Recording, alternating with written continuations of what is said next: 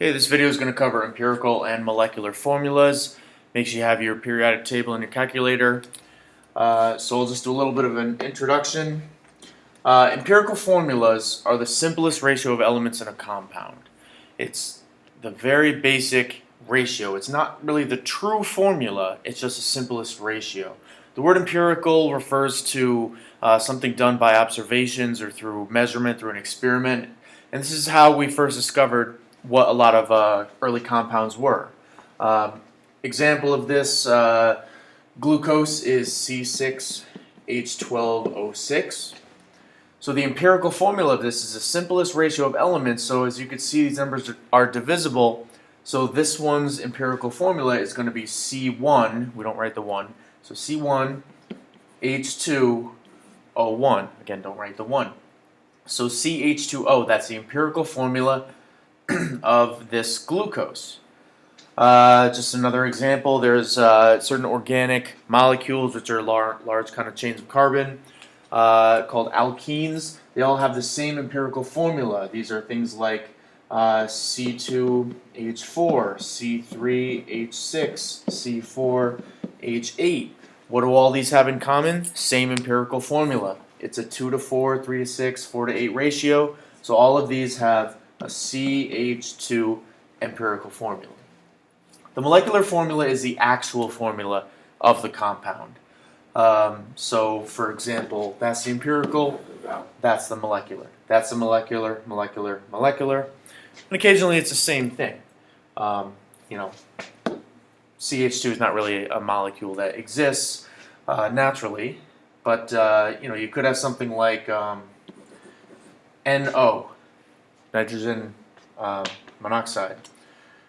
So this is an empirical formula that's also a molecular formula, but you could also have N2O2 and so on. Alright, these are the steps to finding empirical formula.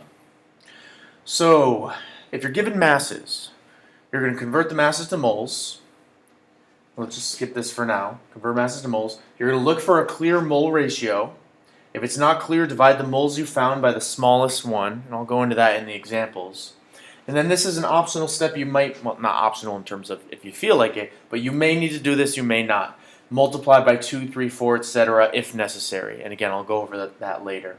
So that's if you're given masses. If you're given percent composition, we just assume that it's a 100 gram sample, and you're going to basically turn the percentage into grams, and you can just continue right from there. So I have some examples following these slides that'll take us through all of that. Finding molecular formula. This requires molar mass, which is often called molecular weight of the compound. I can't just give you mass of a certain element, mass of another element, and say find me the empirical and molecular formula. You need to be given the actual molar mass of the true compound. So step 1, find empirical formula. Step 2, take the empirical formula you just found and calculate its molar mass. So add up all the elements. Step 3, divide the given molar mass. Again, that given refers to what you have to be given up here. So divide the true molar mass by the molar mass of the empirical formula, which you just found. This should give you a small whole number. So in other words, let's say the empirical formula has a mass of 20 grams per mole. Okay? And let's say the true formula has a mass of 80 grams per mole. Well, you divide 80 by 20, you get 4. What that really means is the true formula is exactly 4 times as large as the empirical formula. So step 4, multiply the empirical formula's elements by this small whole number. So for example, if your empirical formula were NO2, and you added that up and divided the original number by this, and let's say you got 6. Well, that means that the molecular formula is 6 times the size of this, but the ratio has to be the same. So it's going to turn into N6O12. Okay? So let's work through some examples. All right. Question number 1, you might want to pause the video, try working this problem out, and then playing. Sample is found to have 63.5% Ag, which is silver, 8.20% N, nitrogen, and 28.3% O, oxygen. Find the empirical formula. Okay, so I'm given percent composition, so I'm going to assume this is a 100 gram sample. So if it's 100 grams and 63.5% is silver, well, 63.5 grams of that are going to be silver. You can assume any mass, but it's just easy to pick 100 because you don't have to do any more math. Okay, so that means 8.20 grams are going to be nitrogen and 28.3 grams are going to be oxygen. So we converted percentages into grams, and then we have to turn these into moles. Okay, so you use your periodic table for this, which I have right here. Okay, silver is, so we grams to moles, you need to put 1 mole on top. Periodic table says 107.868. Nitrogen, 14.007 grams, and oxygen, a mole over 15.999 grams. Some of these you may end up memorizing by the time you're through with this unit. C, O, and H are probably the 3. So let's solve.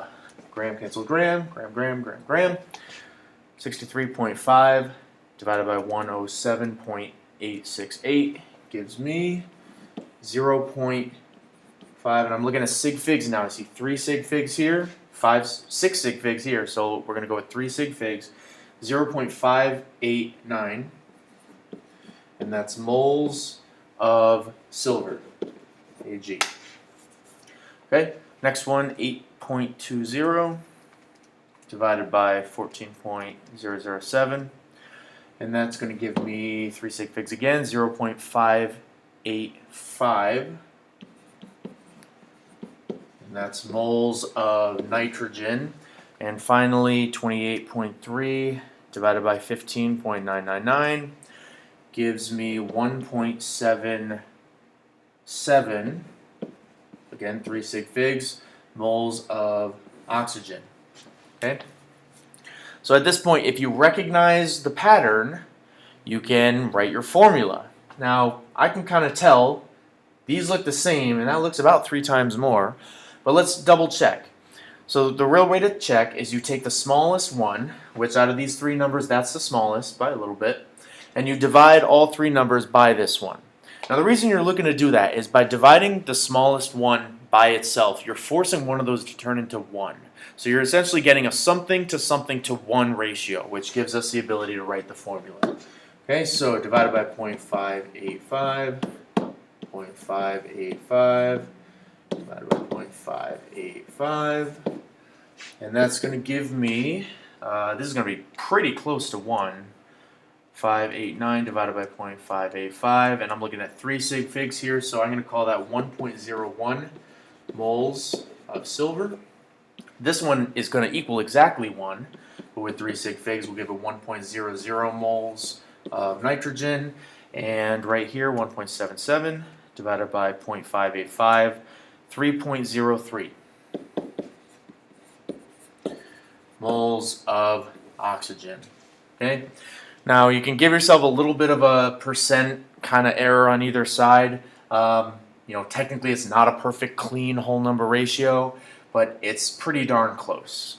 I think this is pretty clear that we have a 1 to 1 to 3 ratio. Okay. So our formula, we have 1 silver, Ag1, but you don't write the 1. N, we have 1 N. And O, we have 3 of them. Okay. Now the order of this is something we'll cover later on in the year. You're not going to get in trouble now if you write them wrong, but generally you put the metal first and then the non-metal second. In this case, it's 2 non-metals. It's called a polyatomic ion. Anyway, that's my formula. AgNO3. Next. All right, so again, you might want to pause. A sample consists of, all right, so now I'm giving grams. So I don't need to worry about that percent step.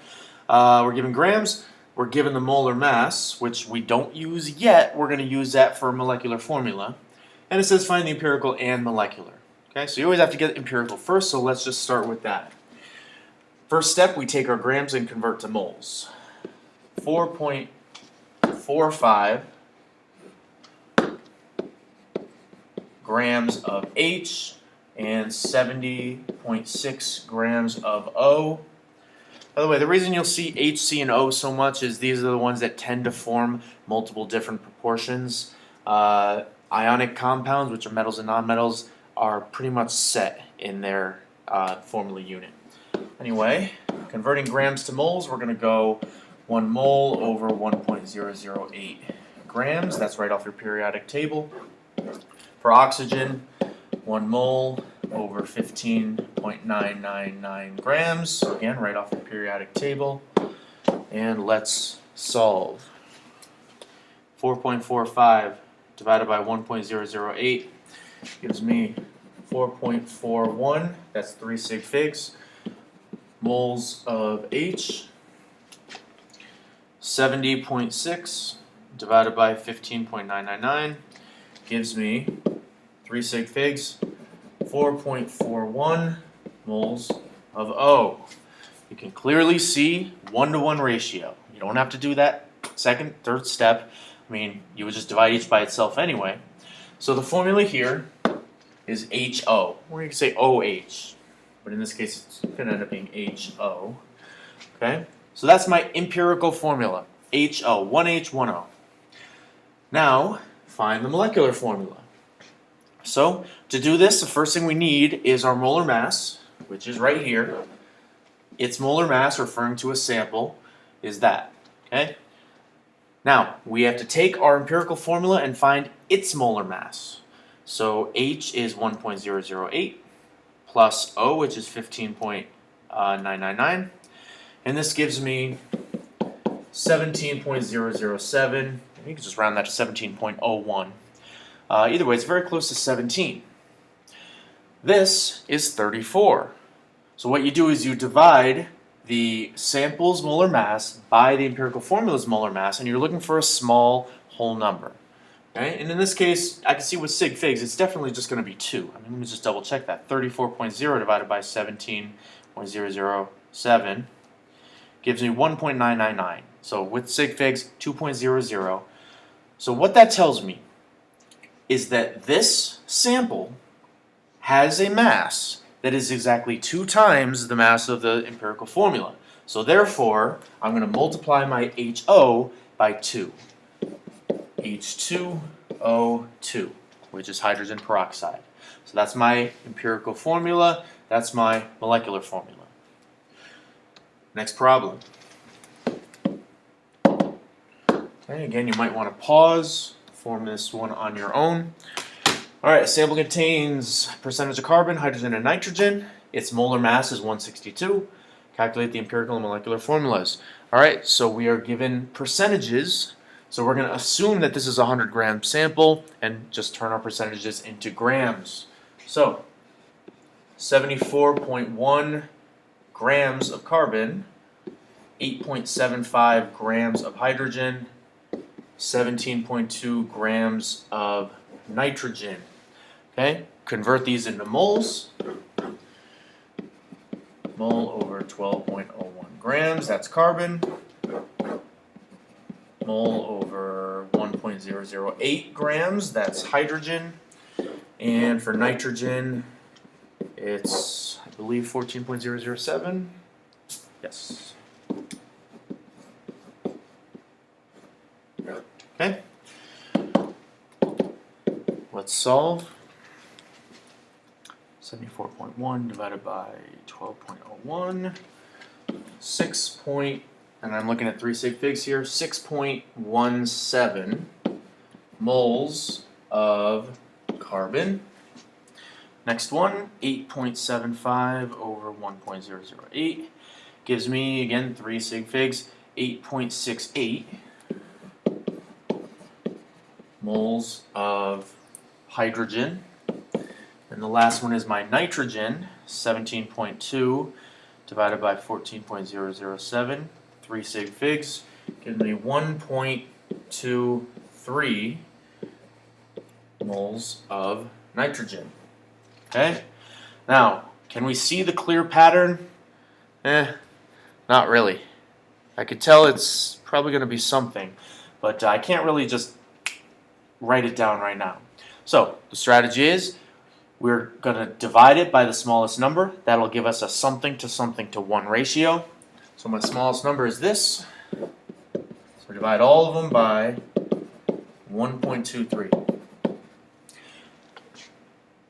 6.17 divided by 1.23 gives me 3 sig figs, 5.02 moles of carbon. 8.68 over 1.23 gives me 3 sig figs, 7.06 moles of hydrogen. And that divided by itself is obviously just going to be 1.00 moles of nitrogen. Okay?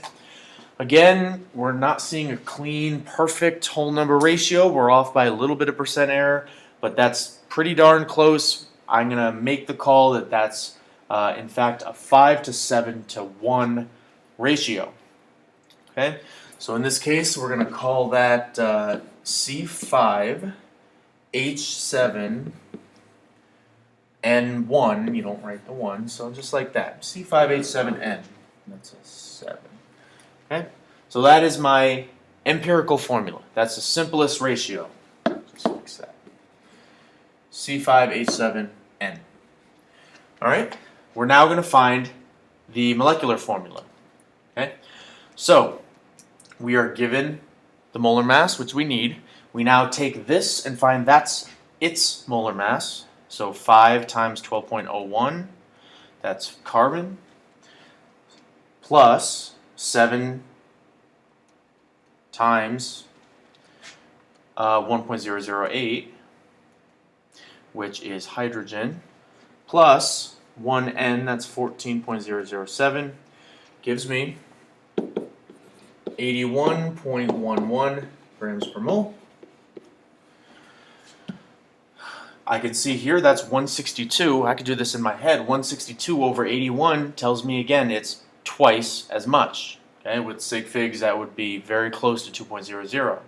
So what this tells me is that my true samples formula, the real formula, is twice as much as the empirical formula. So I'm going to multiply all these by 2. So my total end product is C10H14 N2. That's my molecular formula. This is my last problem. Again, you might want to pause. I think this one's a real good challenge. So if you can get this one, you're golden. All right. This is also one that I am planning on giving in class before you will see this video. So you might have this in your notes, so try not to cheat in your notes. All right. We have masses, so we don't have to worry about percent composition.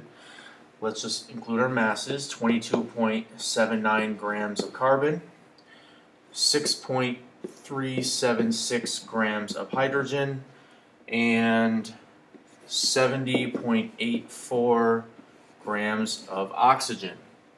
We're looking for the empirical and molecular formulas. Why have I not given it a molar mass? I'm noticing I will need that. Let me check my notes.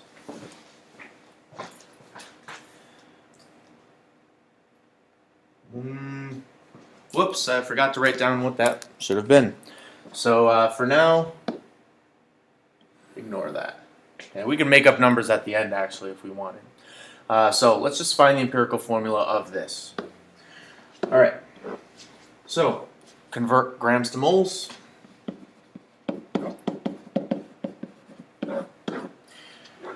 Hydrogen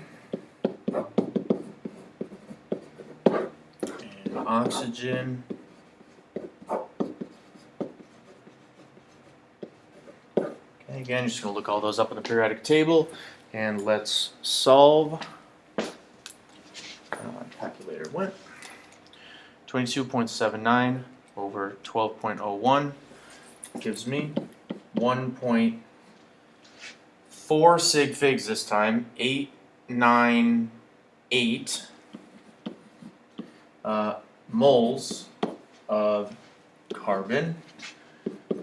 Next, 6.376 divided by 1.008 gives me 6.4 sig figs again, 6.325, and that's moles of hydrogen. And the last one, 70.84 divided by 15.999 gives me 4.4 sig figs again, 4.428 moles of oxygen. Okay, so if you can see the ratio, you can write the formula, but I can't really tell what it's going to be. So let's pick my smallest one and divide by that. So that's my smallest.